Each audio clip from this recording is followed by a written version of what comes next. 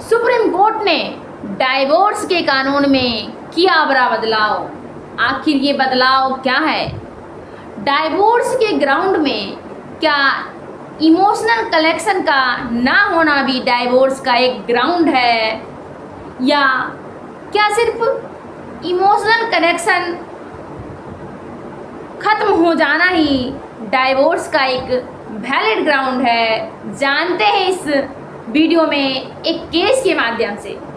उससे पहले आप वीडियो को लाइक कर लीजिए और सब्सक्राइब कर लीजिए, और मेरे दोस्तों वीडियो को पूरा देखिए ताकि इस मैटर को आप समझ पाए। दरअसल ये मामला जो है गुजरात से रिलेटेड है। गुजरात में एक हस्बैंड वाइफ थे जिन्होंने पिटीशन डाइवोर्स के लिए फाइल किए थे गुजरात के डिस्ट्रिक्ट कोर्ट में। डिस्ट्रिक्ट कोर्ट में डाइवोर्स का जो ग्राउंड दिया गया, उस ग्राउंड के आधार पे उन्हें डाइवोर्स ग्रांट नहीं किया गया। ये जो केस है AB versus 2025 INC 513 supreme court of India. तो जब गुजरात डिस्ट्रिक्ट कोर्ट ने जब डाइवोर्स ग्रांट नहीं की, तब गुजरात हाई कोर्ट में अपील दिया गया कि मुझे डाइवोर्स ग्रांट किया जाए। तो फिर 2000 उसके बाद से ये मैटर जो है डाइवोर्स ग्रांट नहीं किए गए। उसके बाद ये मैटर सुप्रीम कोर्ट में गए। सुप्रीम कोर्ट में केस को ऑब्जर्व किया, जिसमें honourable justice CJI BR Gavai ji और 2 जस्टिस और थे जिन्होंने इस मैटर को ऑब्जर्व किया। उन्होंने ऑब्जर्व किया कि सन 2000 से 2025 आ गए और अभी तक डाइवोर्स ग्रांट नहीं किया गया। जब पति पत्नी सेपरेट रह रहे हैं, दोनों में कोई फिजिकल रिलेशन नहीं है, दोनों में कोई कम्युनिकेशन नहीं है, दोनों में कोई इमोशन नहीं है, तो फिर क्या ये मैरिज क्या चलेगा? 25 सालों से दोनों के बीच जब रिश्ता नहीं चल रहा है, जब दोनों अलग अलग रह रहे हैं, दोनों को एक दूसरे से कोई कम्युनिकेशन नहीं है, तो फिर इस रिश्ते को चलाने से क्या मायने रह जाता? इस रिश्ते को ख़त्म कर देना ही बेटर माना जाता है। और सुप्रीम कोर्ट ने एक ऐतिहासिक फैसला दिया। फैसला में ये दिया कि हिंदू मैरिज एक्ट 1955 का जो सेक्शन 13 क्लॉज 1 में डाइवोर्स का जो ग्राउंड है, उस ग्राउंड में एक ग्राउंड ऐड कर दिया जो कि इमोशनल कनेक्शन का है। जब पति पत्नी शादी होता है, एक ट्रस्ट पे होता है, विश्वास पे होता है, रिलेशनशिप चलती है। जब विश्वास ही नहीं है, इमोशन ही नहीं है, एक दूसरे का केयर ही नहीं है, एक दूसरे के बारे में कोई थिंकिंग ही नहीं कोई फ्यूचर प्लानिंग है, तो फिर शादी किस काम की? सुप्रीम कोर्ट ने इन सारे मैटरों को ऑब्जर्व करते हुए ये डिसीजन दिया, और आगे से जितने भी डाइवोर्स का केस फाइल किए जाएंगे उसमें ये चीज़ चेक किए जाएंगे, क्या इसमें इमोशनल कनेक्शन है हस्बैंड वाइफ के बीच या इमोशनल कनेक्शन नहीं है? क्या वो साथ रहना चाहते हैं, क्या वो साथ रहना नहीं चाहते हैं? इन सारे ग्राउंड को देखा जाएगा।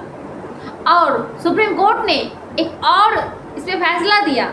वाइफ को 25 लाख कंपनसेशन का ऑर्डर दिया कि वाइफ 25 लाख कंपनसेशन देगी, क्योंकि उन्होंने डाइवोर्स को सपोर्ट नहीं किया, डाइवोर्स लिया नहीं, डाइवोर्स को अपोज करते रही और ना ही साथ रही, जिसके कारण उन्होंने सुप्रीम कोर्ट ने 25 लाख का फाइन ग्रांट किया।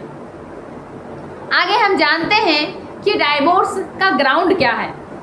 ये डाइवोर्स जो है हिंदू मैरिज एक्ट 1955 से गवर्न होता है, जिसका सेक्शन 13 क्लॉज 1 जो है, इसमें डाइवोर्स के ग्राउंड दिए गए हैं।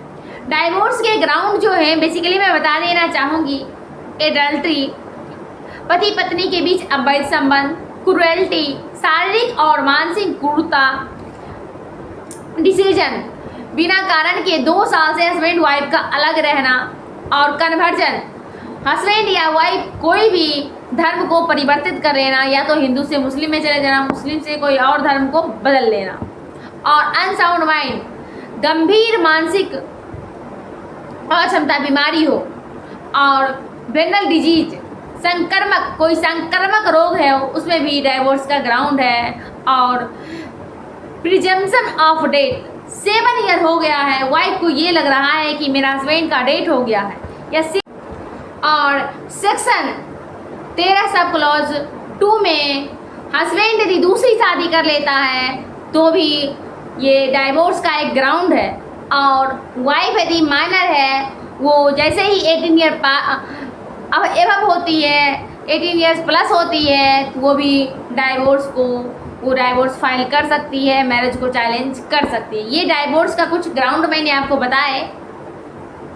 लास्टली मैं एक सबमिशन देना चाहूँगी कि डाइवोर्स लेना कोई एक आम सा मैटर नहीं है।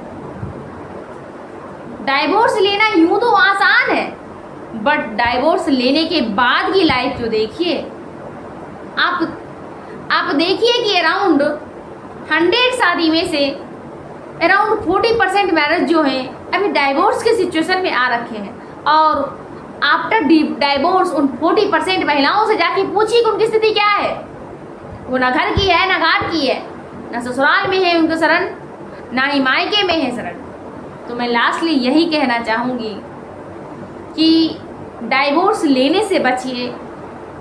थोड़ी सी छोटी मोटी अनबन हर जगह होती है, इसका मतलब ये नहीं है कि डाइवोर्स ले लीजिए और डाइवोर्स के बाद आप न माँ बाप आपको रखेंगे, न ससुराल वाले आपको रखेंगे।